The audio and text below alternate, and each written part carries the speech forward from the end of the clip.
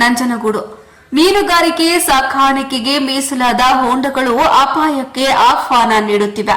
ಅಧಿಕಾರಿಗಳ ನಿರ್ಲಕ್ಷ್ಯಕ್ಕೆ ಒಳಗಾದ ನೀರು ತುಂಬಿದ ಹೊಂಡಗಳಲ್ಲಿ ಶಾಲಾ ಮಕ್ಕಳು ಆಟವಾಡಲು ಇಳಿಯುತ್ತಿದ್ದಾರೆ. ಯಾವುದೇ ಸುರಕ್ಷಿತ ಕ್ರಮ ಕೈಗೊಳ್ಳದ ಹಿನ್ನೆಲೆ ಮಕ್ಕಳು ಲೀಲಾಜಾಲವಾಗಿ ನೀರಿಗೆ ಇಳಿದು ಜಲಕ್ರೀಡೆಯಲ್ಲಿ ತೊಡಗಿದ್ದಾರೆ.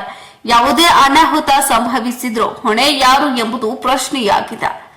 ನಂಜನಗೂಡಿನ ವೃದ್ಧಿಯ ಭಾಗದಲ್ಲಿರುವ ಮೀನುಗಾರಿಕೆ ಸಹಾಯ ನಿರ್ದೇಶಕರ ಕಚೇರಿಯಲ್ಲಿ ಕಾಣುವ ದೃಶ್ಯಗಳು ಇವು. ಸರ್ಕಾರಿ ಕಚೇರಿಯಲ್ಲಿ ಮೀನು ಸಾಕಾಣಿಕೆಗಾಗಿ ಆವರಣದಲ್ಲೇ ಹೊಂಡಗಳನ್ನು ನಿರ್ಮಿಸಲಾಗಿದೆ.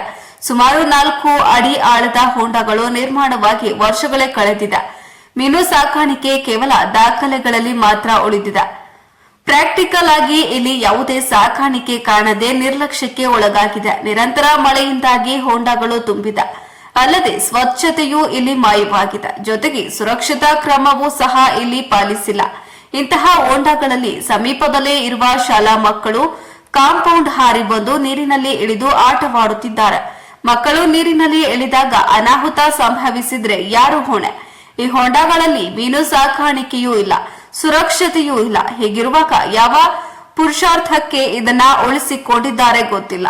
ಕೂಡಲೇ ಮೀನುಗಾರಿಕೆ ಸಹಾಯಕ ನಿರ್ದೇಶಕರು ಇತ್ತ ಗಮನ ಹರಿಸಿ ಮುಂದಾಗುವ ಅನಾಹುತಗಳಿಗೆ ಬ್ರೇಕ್ ಹಾಕಬೇಕಿದೆ.